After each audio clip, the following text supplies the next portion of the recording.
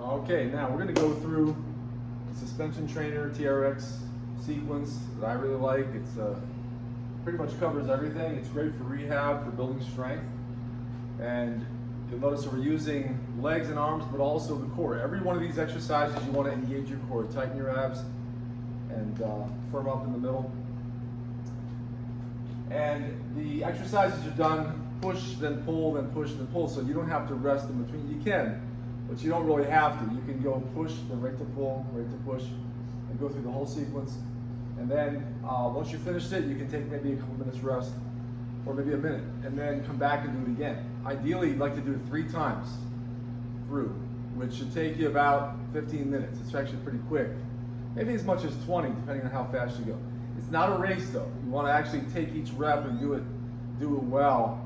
And you're working against your body weight. So the first thing to know about the suspension trainer is you can make it hard or easy based on where you place your feet.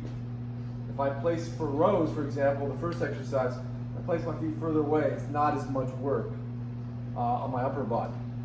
All right, it's more on my lower body. But if I move my feet a little bit closer, now my arms are doing more to pull my weight, and my legs are kind of sharing the burden.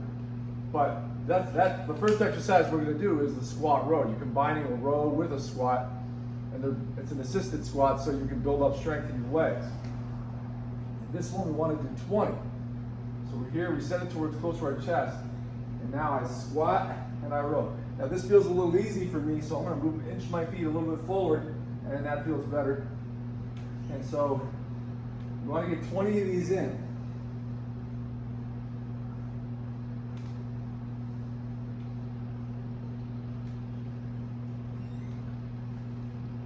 That's 10.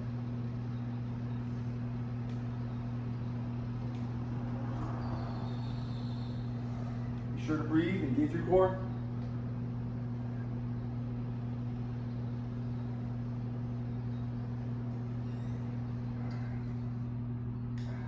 Now we turn around and we face the opposite direction, and we're going to do a chest press. With a chest press, it's like a push-up, but we're doing it at an angle. The beauty of this is you also have to use your stabilizing muscles to hold your arms in place. It's not quite like a push-up. In some ways, it's more difficult.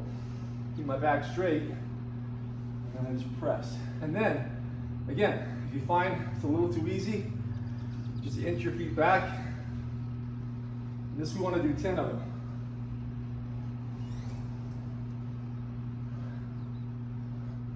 You can do wider if you want.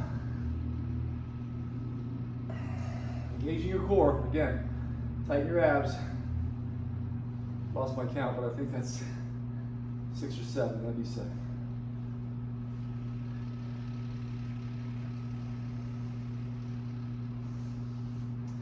Now I turn back around again, and I'm going to do curls. But the way that I do them, I'm leaning back, I'm going to bring my hammer fists up to my temples. And again, engaging your core front and back.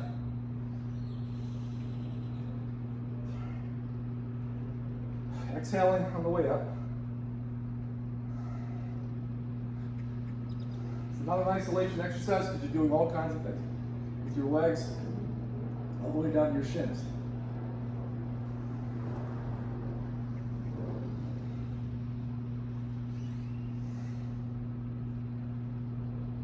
Now we turn around and we do tricep extensions.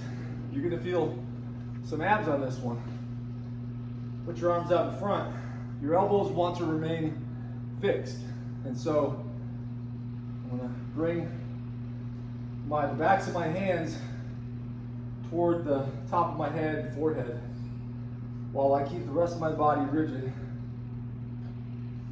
And again, you can adjust your feet based on where you are.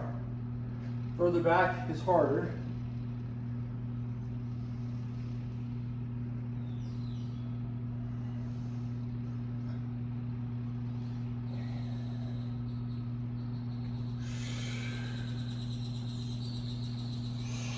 Breathing out as you exert.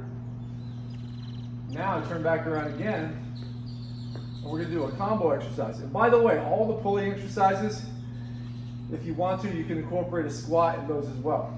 So you notice, even when I was doing the curls earlier, I could squat if I want to add that in. You could always use more legs. So you just get a little extra squat in there. Now this one is what we call Hercules. And what I'm trying to do, I want to bring my arms back to here, like your Hercules, making a muscle. And sometimes what I like to do is combine it with the Y. So I go Hercules, Y in alternation. So I'm here, and now you go Hercules, Y. Again, if you wanted to,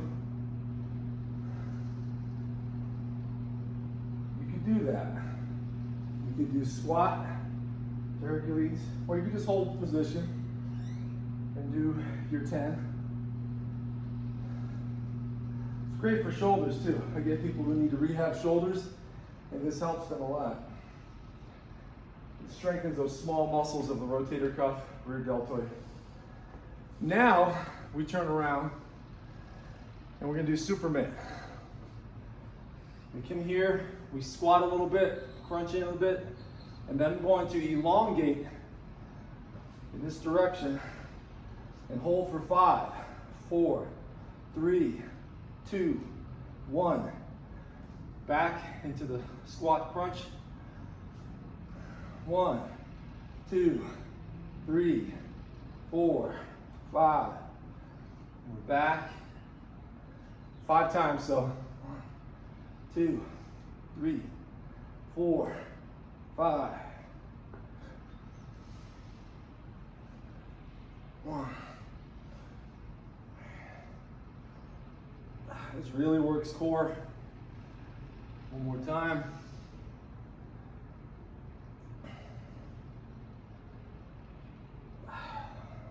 Okay. Now, as you get better, an alternate way to finish this circuit is to do a squat jump and using your arms as an assist. You may not start with this, but you can work toward it. Because these handles and being able to pull with your arms makes it easier. Now I'm here like this, and I'm just going to go squat, jump. Like that. And just building more spring in your legs. There is one more pull exercise we can finish with, and that's a straight arm press down. So here, I'll lean back a little bit, and then I'll press my arms down like that.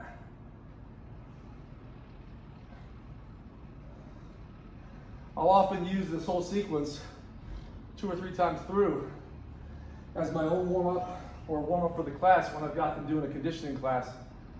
This wakes up all the joints and the muscles and gets a good pump going.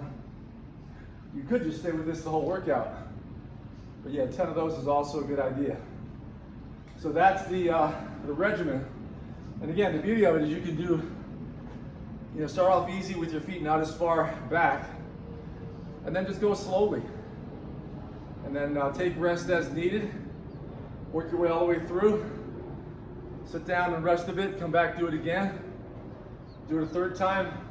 You'll be done in 15 minutes, maybe 20 minutes tops. But that's your workout for the day. And you'll improve your joint strength and just your general strength too, and core strength. All right.